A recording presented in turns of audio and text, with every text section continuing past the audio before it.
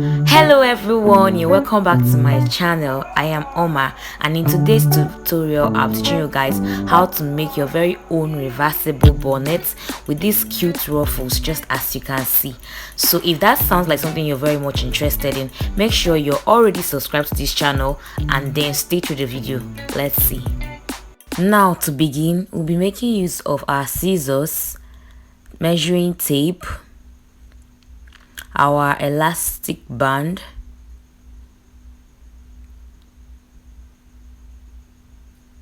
some thread just like this, and then our marking chalk, and lastly our satin fabric. I'll be working with 1 yard of this satin fabric for this particular reversible bonnet.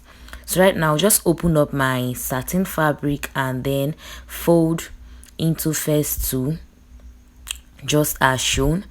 When I place it on the table, I will fold into another 2, that's 4. So I'll be folding on this end, just from this particular end.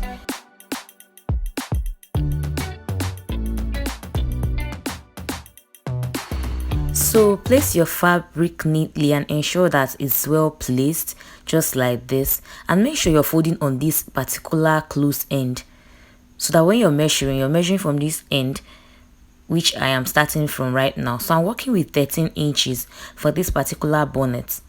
So I'll mark out that 13 inches. So I'll be following this particular line and I'll be working in a circular motion, just like this. So I'll mark out 13 from this particular point, that closed end, round this entire fabric, just like this. I'll be marking out 13 inches, just like that. So I'll walk that 13 inches to the end of this side, to the end, or this other side of the fabric rather. So when I'm done marking out, I'll just try and confirm that I have 13 inches all around. Then I mark properly with my measuring chalk straight down to the other end. Then using my scissors right now, I'm going to cut out this particular thing I've marked out, just like this. And I use my pins to hold the sides of this circle. I also fold the other fabric, the remaining fabric. Remember, I'm working with 1 yard. So I'll fold the other side into 2, just like this, and place the already cut out circle on this new fabric. So this can be another fabric or any other color of fabric rather. If you want to make yours a different color, you can use another fabric altogether, but for me, I'll be working with the same satin fabric for this tutorial. So right now that I've pinned everything down so it doesn't shift or move, I cut out every single thing perfectly, just the same way I cut the first one. So right now I have 2 circles, so right sides facing each other.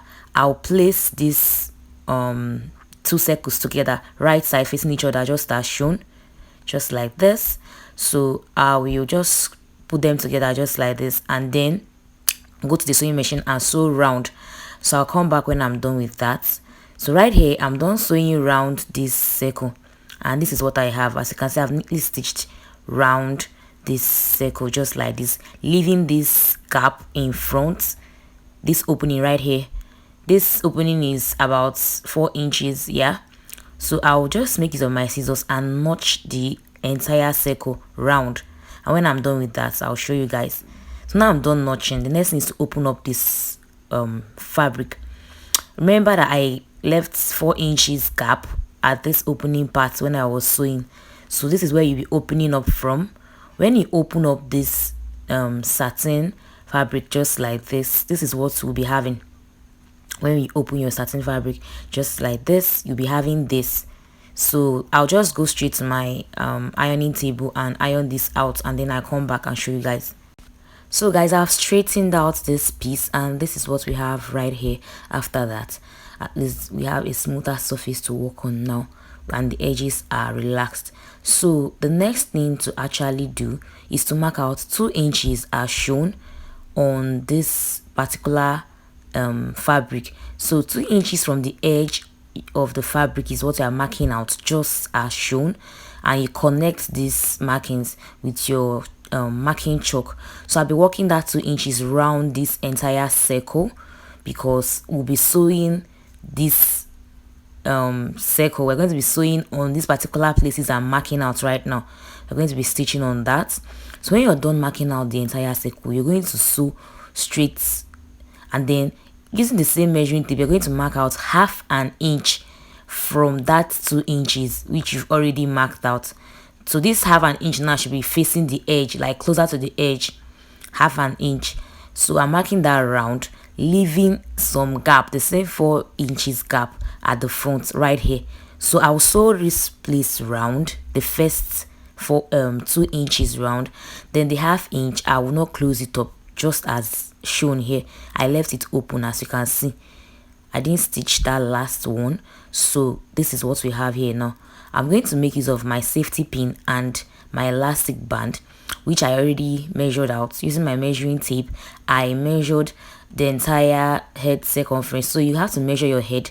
I have about 22 inches here, which I measured from my elastic band. So you have to measure your own head, which you'll be using to, you know, cut out your own elastic band.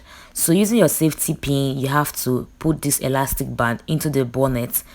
We are going to be putting this elastic band on that half inch that we marked out. So on that half inch gap is where we are putting this elastic band. So use your pin and pin the other edge of your elastic band onto the satin fabric, just like this, before you start passing your safety pin and elastic into the half inch part of this bonnet. So now I'm going to be passing it in right now. So this is me passing my safety pin and elastic into the bonnet, just like this. This is actually gonna take a while. Just take your time and pass it carefully, and that's it. Adjust the sides while passing this, and make sure you're actually comfy with the measurement that you're having, and check that out also. So right now I'm going to unpin the other side, which I have already pinned to the satin bonnet after I'm done pulling out the safety pin out of the bonnet, just as shown. So I am going to pin that out right here. So now I'm done pinning that out. The next thing to do is to knot the two sides of this elastic band together, just as shown. Make sure you knot it very tightly that it doesn't pull out. I would have preferred to stitch this on the same machine, but I prefer to knot so it doesn't pull out or stretch in any way or loosen when the bonnet has already been made. So when you're done knotting that, make sure you use your scissors to snap off the excess ends of this elastic band so it can relax freely on the already sewn part. So right now what's left is to just close up. So right here our bonnet is ready, guys. Can you see this? Can you see this? So guys, our bonnet is finally ready with my scrunchies. Just in case you want to know how I made a scrunchie on my hand right here, I've already made a tutorial on that, so you can just check out my previous post and, you know, watch the video right there. So in case you enjoyed my video, guys, please give this video a thumbs up. Make sure you subscribe and put on your notification bell on so you don't miss my updates. Until then, I'll see you guys in my next video. Bye.